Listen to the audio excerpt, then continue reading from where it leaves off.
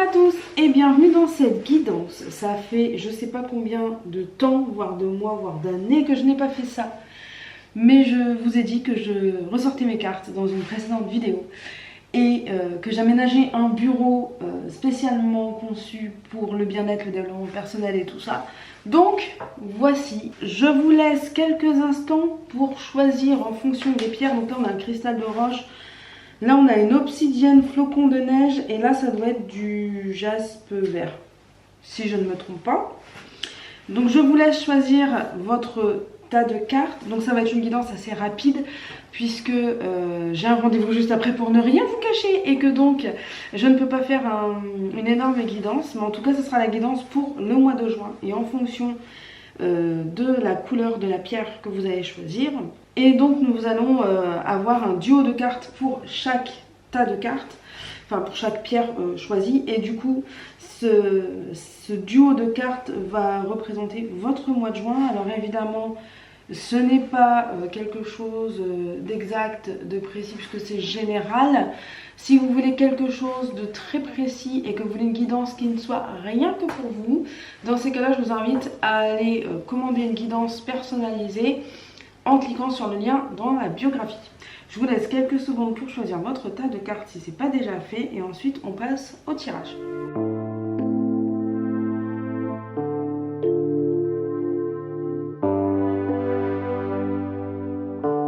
Voilà, donc si vous n'avez pas encore eu le temps de choisir votre tas de cartes, n'hésitez pas à mettre la vidéo sur pause et à continuer de faire votre sélection. Je vais commencer par le tas numéro 1, que du moins celui par lequel je vais moi démarrer. Donc ça va être celui avec le cristal de roche. Et donc pour les cartes, nous avons, je vais les mettre dans votre sens, ça sera mieux. Et je vais même vous les montrer. Donc on a les yeux et on a la ruine. Alors, comme je dis toujours, c'est pas parce qu'une carte est négative que c'est forcément quelque chose de négatif. Des fois, ça annonce juste la fin de quelque chose. Et des fois, on a besoin que les choses prennent fin. Les yeux, ça représente tout ce qui est jalousie, domination, possessivité, la curiosité, tout ça. Et la ruine, on parle d'obstacles, on parle de brutalité, on parle de problèmes, voire même de retard, donc de quelque chose qui peut prendre du temps. Et quelque chose qui peut prendre du temps du coup et qui est dû à peut-être cette jalousie, quelque chose qui peut rester bloqué, qui peut se mettre du temps à se débloquer à cause de cette jalousie. En fait, le fait que ces deux cartes-là soient ressorties, si vous avez choisi le cristal de roche, c'est que peut-être vous êtes dans une situation qui est soit inconfortable, soit qui ne vous convient pas. Et que là, il y a pour l'instant quelque chose qui vous empêche de débloquer cette situation. Donc évidemment, quand c'est comme ça, on a toujours un travail à faire sur soi-même, voire peut-être à encourager les autres à faire un travail sur eux-mêmes pour qu'ils puissent débloquer cette situation. On va passer au tas numéro 2 avec la petite obsidienne flocon de neige qui est magnifique. Je ne sais pas si vous verrez, mais j'aime beaucoup parce que c'est vrai qu'on dirait vraiment des flocons. Alors, on a, mes cartes elles sont vachement bien à l'endroit maintenant. On a donc la justice et le travailleur. Alors, le travailleur, ça représente effectivement tout ce qui concerne le domaine professionnel, voire le domaine scolaire en fonction de ce que vous êtes là actuellement. Ça représente aussi l'action, ça représente l'effort, ça représente le fait de faire quelque chose. Donc, quand bien même vous n'êtes pas forcément actif professionnellement ou scolairement, ça représente le fait de faire quelque chose, de faire l'action de. Et la justice, effectivement, la justice, on parle de justice, je ne vais pas vous l'apprendre, mais on parle peut-être de procès, de légalité, de choix, d'un dilemme, de l'ordre, de quelque chose qui est strict en quelque sorte. Ça peut représenter par exemple un professeur ou un manager qui est toujours sur votre dos ou dont la méthode ne vous convient pas et ne vous plaît pas.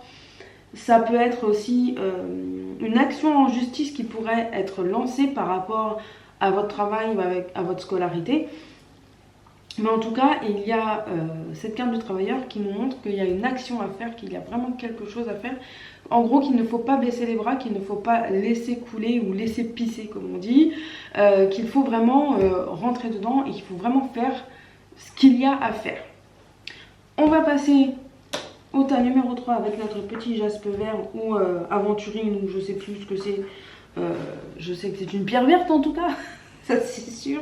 Mais je trouve que ça fait trop clair pour être de l'aventurine. Dites-moi dans les commentaires vos avis sur la question, mais il me semble que l'aventurine c'est plus foncé que ça.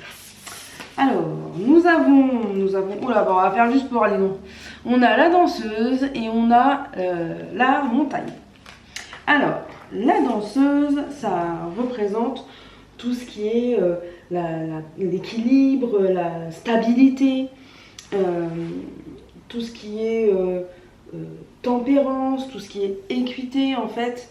Et donc, associé à la montagne qui représente quant à elle un obstacle à surmonter, quelque chose un peu pareil en fait que la route tout à l'heure, quelque chose qui est bloqué, des sacrifices qu'on peut faire ou des restrictions qu'on peut avoir. Donc là, en gros, ces deux cartes-là, elles représentent certainement ce besoin de trouver un équilibre, ce besoin d'avoir une vie équilibrée, mais avec certaines choses qui nous bloquent. Par exemple, ça pourrait être l'envie de se mettre au sport, mais que financièrement, on ne peut pas investir dans un abonnement à la salle de sport ou bien dans du matériel de sport. Voilà, ça peut être ce genre de choses. Ou tout simplement la recherche de stabilité, par exemple dans le couple, mais où nous on a envie, mais l'autre non. Donc ce blocage-là, c'est une épreuve à surmonter, ce n'est pas forcément quelque chose qui va durer dans le temps, c'est quelque chose qui va pouvoir se débloquer à un moment donné. Comme je le dis souvent, surtout en consultation, en coaching de vie et tout ça, c'est dans la communication que tout passe dans un couple.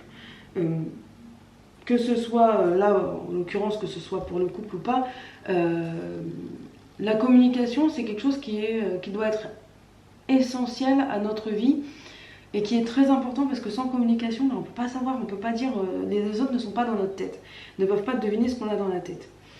Et là en fait moi ça m'évoque vraiment ça, d'ailleurs un peu pour la ruine aussi. Et potentiellement pour le tirage du milieu aussi, c'est que dans chaque tas de cartes, ce qu'on peut dire, c'est qu'en ouvrant les portes de la parole, ça va nous ouvrir les portes de ce qu'on a vraiment envie. Et quand bien même on peut être un petit peu bloqué par certaines choses, on peut les surmonter, on peut passer outre et on peut réussir à débloquer. Mais il suffit de le vouloir, il suffit d'en avoir envie, il suffit de pouvoir s'exprimer sur ce qu'on ressent. Voilà, donc j'espère que cette courte et rapide guidance pour le mois de juin vous aura plu. N'hésitez pas à me le dire dans les commentaires. N'hésitez pas à me dire aussi si vous voulez que je fasse avec plus de cartes comme je faisais avant. Là, c'était pas trop possible, mais j'ai voulu le faire quand même parce que j'ai envie d'essayer de reprendre un rythme. Je pense que je le ferai plus à la semaine les guidances parce que c'est un peu compliqué, c'est un rythme trop intense à gérer entre le tournage, le montage, l'exportation, tout ça. Mais en tout cas, je peux toujours essayer de faire au mois. Donc là, c'était pour le mois de juin, même si je suis un peu à la bourre. Et on se retrouve prochainement pour une nouvelle vidéo qui parlera de développement personnel. Ciao!